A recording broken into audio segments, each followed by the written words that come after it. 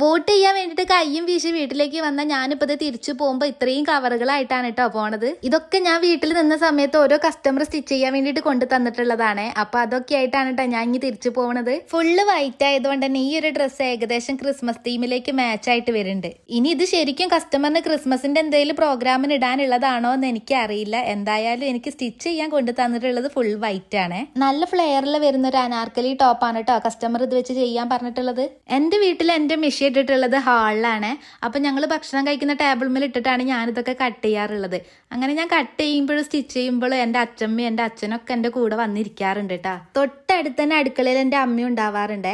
അപ്പൊ അവരോടൊക്കെ വർത്താനം പറഞ്ഞ് ഇതുപോലെ TV ഒക്കെ കണ്ടിട്ടാണ് കേട്ടോ ഞാൻ എന്റെ പണികളൊക്കെ എടുക്കാറുള്ളത്. അപ്പൊ ശരിക്കും എനിക്കൊരു പണി എടുക്കണ ഫീലൊന്നും കിട്ടാറില്ല കേട്ടാ. ഞങ്ങൾ എന്തോ ഒരു വർത്താനൊക്കെ പറഞ്ഞ് കളിച്ച് ഓരോന്ന് ചെയ്യുന്നത് പോലെയാണ് എനിക്ക് തോന്നാറുള്ളത്.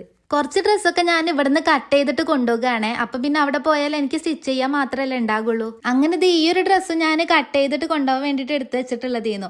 അങ്ങനെ വേറൊരു കസ്റ്റമർ വരണ്ടെന്ന് പറഞ്ഞപ്പോൾ കുറച്ചുകൂടെ ടൈം എനിക്ക് കിട്ടിയോണ്ട് ആ ഒരു ടൈം വെച്ച് ഞാൻ അത് സ്റ്റിച്ച് ചെയ്തെടുത്തു. അപ്പൊ നിങ്ങൾക്ക് ഇത് കണ്ടിട്ട് ഇഷ്ടമായിട്ടുണ്ടെന്നുണ്ടെങ്കിൽ ലൈക്ക് ചെയ്യുക, അതുപോലെ തന്നെ കമന്റ് ചെയ്യണേ.